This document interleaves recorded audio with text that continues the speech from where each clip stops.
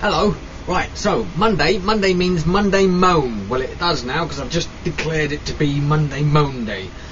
Let me tell you about today's moan. What is it? Yeah, LLoydsTSB, LLoydsTSB, recently bailed out bank failure crappy. It's been my bank for maybe 17, 18 years now, nearly 20 years. How old am I? God, that's true. Anyway, 20 years I've been with them, wankers. Right, let me tell you about it. So, last year sometime when I moved up to Lancaster and I was in there and we had a little account review and I was feeling quite nice and they said, why don't you have a savings account? I'll set it up for you. It will be good for you. So, I did. And then over this past year I've been putting all my spare money in it because it's a savings account and it will do you good and it will have great wonderful benefits and blah blah blah blah blah. Right, and then recently I got another account review and I checked my savings account and I've stopped putting money in it. Do you know why? Because it doesn't earn any interest.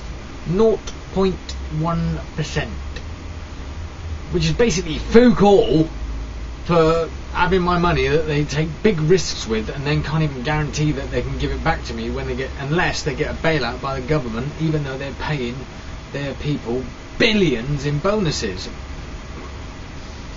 So anyway, continuing on that story, not just on the old blame it on the bankers crap, I'll tell you why. Because it's their attitude. They don't care about anything other than taking your money and keeping it. So I was asking them, why is my savings account not earning any interest? Why haven't I seen any interest payments to my account? And they couldn't answer that.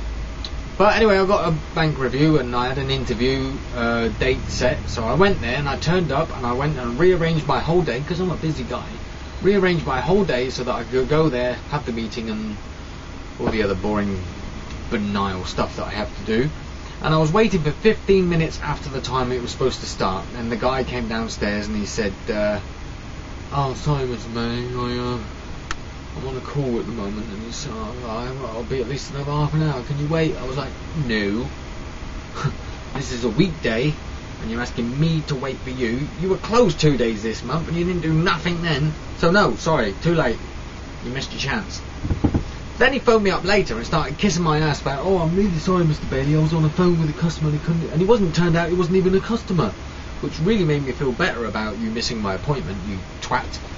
And then, so, today I was in the bank and I paid in my money for paying off the whatevers, and they said, oh, your account's due for review. I said, yeah, I know, the guy couldn't make it last time, and then the next time the appointment he didn't have any desks available, so he said, oh, got one available now. So I went, great, let's go see, let's get some answers about why my savings account is worth piddly pop. And so I went upstairs and talked to her and I said, right, so my savings account that I've been putting money in all year because you said I should is not paying any interest, why? And she said, why don't you have a credit card? yeah, okay, we'll get to that, but why is that? She never actually answered about why my savings account wasn't paying any interest. Then she started going on about, oh, well, you should have if you're having 3 to 5 year plan, I can get you an appointment with about an ISA, ka-ching, ka-ching, I can get a 5-year customer then, committed. No. And then, so I said, fair enough, we'll brush that aside for the moment. Then she started saying, well, you've got a platinum account, it costs you £17 a month, how about we upgrade you to a premium account, and that way you get XYZ services, you get breakdown cover for your car, you get travel insurance for you, your missus and kids, and you can opt for the ID theft plan, which is if someone steals your identity or steals your credit card numbers, they won't have access to your account. We'll be able to cover that. And I was like, well, the whole idea of me putting my money in your account and paying you £17 a month to look after it is that you look after it. If someone steals my credit card details and tries to use it in Guatemala while I'm here in Lancaster, that's your damn fault. You shouldn't accept that. That's up to you. The onus is on you to protect my money. I haven't given my PIN to anybody. How can they have it? How can someone take money out of my account without my permission, without me giving the permission for you to do that? And she went, oh, well, if you pay this £30 a month, then, we'll protect you against that. I was like, no, I'm sorry, but you're charging me already. Basically, they want to charge me to put my money in their safe and then charge an extra amount to put a lock on it. and then charge me more to only have one person to deal with when someone steals that. Surely that's the whole point of having a bank account, is so that they look after your money, not so that they stick it in a box and says, well, if you want us to protect it, you'll have to pay us more on top of what you're already paying us, even though we're gambling with your money on dodgy investments that will end up destroying this bank unless your government, which you pay for, pays us. And then we'll take all that money, and because they took big risks and made big money, we'll give them big bonuses, but we won't give you any interest because you're a tiny little speck of dust. All you matter to us is the money that you give us that we invest wrongly. So, LLoydsTSB, you can suck a large egg out of my poop.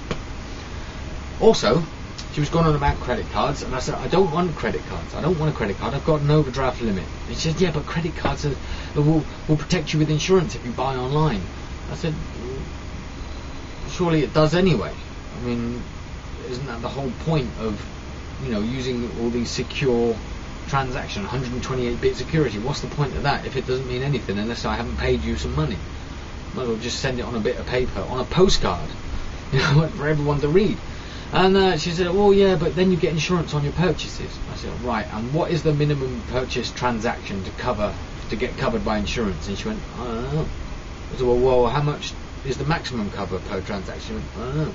So basically you're recommended something to me that you don't know about, like my savings account. And then she got really defensive. Well, you would do, really, if I'm saying that your service is shit and you don't know nothing, which, even though it's true, you would get a bit defensive. So, stuff you, LLoydsTSB, you stink. Next, Greggs. Greggs the bakers. You know the people that make adverts on telly? Greggs, aye, oh, it's right, tasty that. Greggs bakers, oh, made at home. Tell you what they do, they cook about 100 pasties at 11 o'clock, leave them on a shelf to get cold, so that at 12:15, when it's lunchtime, when people will be buying pies, they'll be cold.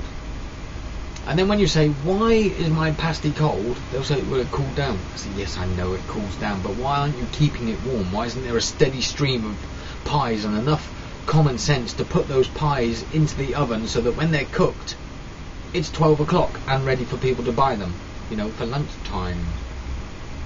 And they went, oh, well, it costs more electric to keep them warm. But that's the point of having a shop that charges more than a raw ingredient, isn't it? You provide a hot pie, you keep them warm, and then you have people to serve you with them for extra money. That's why you pay a premium. That's why a pie costs £1 and not 26p from Tesco's freezer. Because you've got staff, you've got heat, and you've got stuff. So, Greggs Bakers. And what is it with your sandwiches? Do you get the mentally disabled and physically handicapped to make them? No offence to the mentally disabled and physically handicapped, but I'm pretty sure that if you made a sandwich and compared it to someone that isn't, yours would look like theirs, and the person who isn't would look like a proper sandwich. So, customer service from Greggs sucks, and LLoydsTSB are only after your money. And once they got your money, they're not going to give you any extra back. They're just going to invest it unwisely. So, today's Monday moan is LLoydsTSB, double extra, and Greggs. The only reason I still go to Greggs is because there isn't any alternative.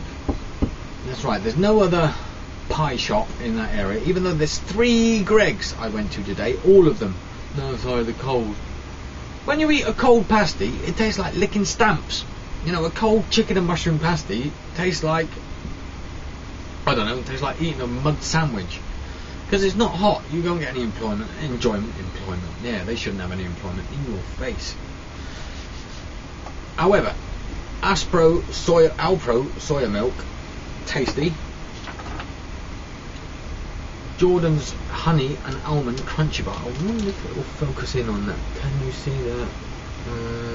No, there's a hair sticking out that. Can't see it. I took a photo of it. There it is. Oh, you can see that. You see the hair sticking out. So I phoned them up today and I said, actually I first said hello, and she went, hello. I think it's an old lady that gets employed just to answer the phone there. And I said, I've got one of your Jordan's crunchy bars, in a box of 5 or so. And she went, 9? And what? She went, there's 9 bars in a box. I went, oh, excuse me. And I said, well, whatever, in a multi-box. Got her there. And I said, there's a hair embedded in my crunchy bar. And that just flipped it round. She went, oh, I'm really sorry, and we'll send you an envelope. So hopefully Jordan's honey and almond crunchy bar with hair in it will get me a whole box of new ones for free. And if it don't, I shall post it to my Twitter account, which I've already done. Okay, Monday moan over.